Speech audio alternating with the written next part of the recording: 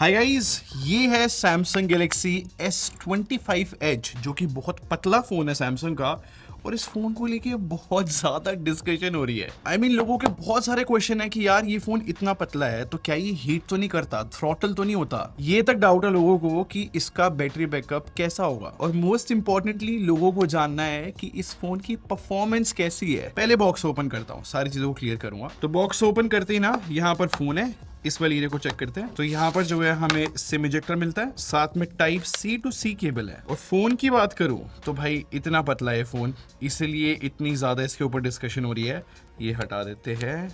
Honestly भाई बहुत अजीब लग रहा है कि यार 6.7 इंच स्क्रीन वाला फोन है, इसलिए इतना पतला हल्का लग रहा है। पर मैंने पूरा टेस्ट कर लिया है, सारी चीजों का मैं जवाब दे दूंगा।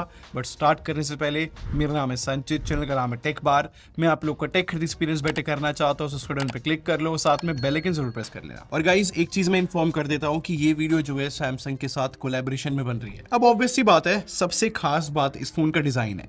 और एक चीज मेरे नोटिस में आई भाई, मेरे ऑफिस में ना एक फोन है Vivo X200 Ultra, और Vivo के इस फोन का है ना कैमरा मॉड्यूल बहुत मोटा है। और मैंने ना ऐसे ही इस S25 एज को उसके कैमरा मॉड्यूल पे रखा और मैंने नोटिस किया कि भाई दोनों की सेम थिकनेस है। बड़ा वियर्ड सा था देखना कि ये फोन कितना ज्यादा पतला है। और यहाँ पर एक और ऑब्वियस सी बात है, क्योंकि ये फोन इतना ज्यादा पतला है तो इस फोन को यूज करने में ना ज्यादा वेट फील नहीं होता। तो लाइक बहुत दिनों बाद एक ऐसा फोन यूज किया है कि जिसका वेट कुछ ज्यादा ही कम है, जबकि फोन का साइज जो है एक्चुअल में बड़ा ही बोला जाएगा। या फिर दूसरे टर्म्स में बोलूं तो ये बहुत कंफर्टेबल फोन बोला जाएगा 6.7 इंच डिस्प्ले के हिसाब से। बट इस फोन के पतले होने की वजह से ना एक और क्वेश्चन उठता है कि ड्यूरेबिलिटी क्या यार। मतलब हो सकता है कि फोन बेंड कर जाए पॉकेट में रखने से। आई एम 100% श्योर कई लोगों के माइंड में ये चीज आई होगी। बट थ्योरेटिकली देखा जाए तो कुछ ही टाइम पहले जो है टाइटेनियम फ्रेम आया है फोन्स के अंदर, और ये भी बोला जा सकता है कि ये बेस्ट टाइम है कि हम पतले फोन बनाए, क्योंकि इसमें टाइटेनियम फ्रेम यूज करा है। तो हम बहुत होपफुल रहेंगे इस चीज को लेके कि ये फोन बेंड ना हो, क्योंकि टाइटेनियम जो है बहुत स्ट्रॉन्ग मटेरियल में से एक है। इनफैक्ट सैमसंग ने फ्रंट और बैक दोनों ग्लास में इस फोन के अच्छी गोरिल्ला ग्लास की प्रोटेक्शन यूज करी है। इस फोन की डिस्प्ले में गोरिल्ला ग्लास सिरेमिक 2 यूज हुआ है और बैक पैनल में विक्टस 2, दोनों बहुत अच्छी प्रोटेक्शन है। और क्योंकि ये फोन जो है S25 लाइनअप जैसा ही है, उनके प्राइस सेगमेंट में ही आ रहा है, तो इस फोन का भी अल्ट्रासोनिक फिंगरप्रिंट्स के अंदर बहुत अच्छा काम कर रहा है। हैप्टिक फीडबैक भी सेम है, इस फोन में भी IP68 रेटिंग है। और सरप्राइजिंगली फोन के स्पीकर्स पे कॉम्प्रोमाइज नहीं है, ये भी अच्छा साउंड कर रहे हैं, सेपरेशन भी अच्छी है। और क्योंकि ये सैमसंग का फोन है तो हम डिस्प्ले भी अच्छी एक्सपेक्ट करेंगे भाई। बेजल्स पतले, अच्छी लग रही है डिस्प्ले। और डिस्प्ले स्पेक्स भी अच्छी है, 6.7 इंच की डायनेमिक एमोलेड 2x डिस्प्ले है क्वाड HD रेजोल्यूशन के साथ। 2600 निट्स की पीक ब्राइटनेस भी मिलती है, HDR10+ भी सपोर्ट करता है, और 120 हर्ट्ज का रिफ्रेश रेट है, LTPO पैनल भी है। इजी वर्ड्स में बताऊं तो बिल्कुल S25 प्लस जैसी डिस्प्ले है, इसमें भी जो एंटी रिफ्लेक्टिव कोटिंग नहीं मिलती। इनफैक्ट बेटर टेस्टिंग के लिए मैंने तो S25 अल्ट्रा, S25 प्लस सबके साथ S25 एज की डिस्प्ले को साइड बाय साइड रख के टेस्ट करा है, एंड आई थिंक आउटपुट जो है सारी ही डिस्प्लेस का बहुत अच्छा आ रहा है, इक्वल आ रहा है। इसका मतलब S25 एज की डिस्प्ले में कोई भी कॉम्प्रोमाइज नहीं किया है। और मैंने आउटडोर भी इसको टेस्ट करा है और बिल्कुल कंफर्टेबल तरीके से डायरेक्ट सनलाइट में डिस्प्ले विजिबल रहती है। और अब इस फोन के बैटरी डिपार्टमेंट की बात करूं तो कुछ मल्टीपल चीजें बताता हूं। पहले बेसिक स्पेक्स बताऊं तो 3900 mAh की बैटरी है इस फोन के अंदर, और 25 वॉट की चार्जिंग की सपोर्ट करता है। बट इंटरेस्टिंग रहेगा देखना कि 3900 mAh बैटरी के साथ ये फोन कितना बैटरी बैकअप दे सकता है। वैसे सैमसंग का खुद का एक फोन है गैलेक्सी S23 जो कि 3900 mAh बैटरी के साथ आता है, और वो फोन भी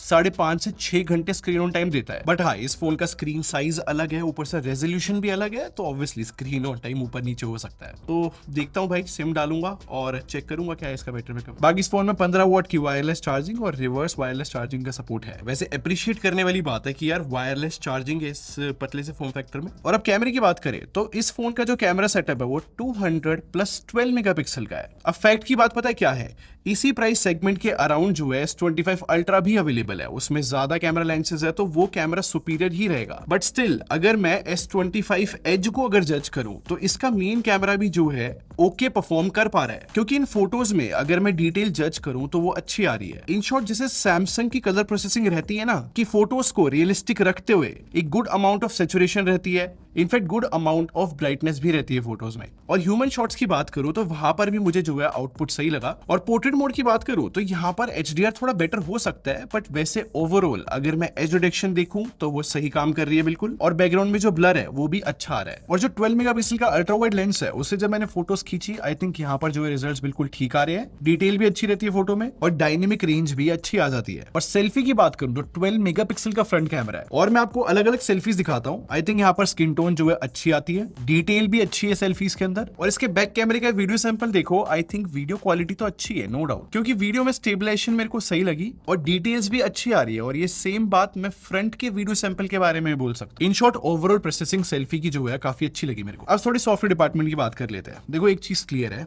कि सैमसंग की जो One UI है वो बहुत अच्छी UI है। और इस फोन की बात करूं तो इसमें भी One UI 7 मिलती है। अप्रैल का सिक्योरिटी पैच अपडेट है फिलहाल, और इस फोन के लिए भी सैमसंग 7 साल के OS अपडेट्स प्रॉमिस कर रहा है। एंड नो डाउट ये फैंटास्टिक अपडेट पॉलिसी है। और जितने भी AI फीचर सैमसंग के एक्सपेंसिव फोन्स में मिलते हैं वो इस फोन में भी मिलते हैं। कुछ अपने फेवरेट AI फीचर्स बताऊं तो जैसे कि गैलरी के अंदर जो AI इरेजर है वो बहुत अच्छा काम करती है। इनफैक्ट यहीं पे जो स्केच टू इमेज है वो भी बहुत अच्छा काम करता है। और जो कीबोर्ड में AI मिलती है वो भी बहुत अच्छा काम करती है। लाइक कोई भी सेंटेंस लिखा है उसकी ग्रामर ठीक हो जाती है, अलग अलग राइटिंग स्टाइल मिल जाते हैं। और सेटिंग ऐप के अंदर हम नेचुरल लैंग्वेज में सेटिंग्स को सर्च कर सकते हैं, जैसे कि मैंने यहाँ पर लिखा हुआ है कि screen turning of too soon, तो उसी की सेटिंग आ जाएगी एग्जैक्टली। और क्योंकि फोन में जेमिनाई मिलता है तो यहाँ पर सर्कल टू सर्च है, बहुत अच्छा काम करता है। बट यहाँ पर एक और नया फीचर है जेमिनाई लाइव के अंदर कि हम यहाँ पर वीडियो एक्सेस भी दे सकते हैं। लाइव कैमरे पे जो भी दिखेगा उसकी इन्फॉर्मेशन आ सकती है। पर ऐसे ही जो नॉक्स वोल्ट के सिक्योरिटी फीचर्स मिलते हैं वो इस फोन में भी है। इन शॉर्ट सॉफ्टवेयर एक्सपीरियंस बहुत ही ज्यादा अच्छा है। और अब परफॉर्मेंस की बात करूं तो बेस्ट प्रोसेसर यूज करा है स्नैपड्रैगन 8 एलीट, और 12 GB रैम और 256 GB स्टोरेज मिलती है। और स्टोरेज जो है UFS 4 है।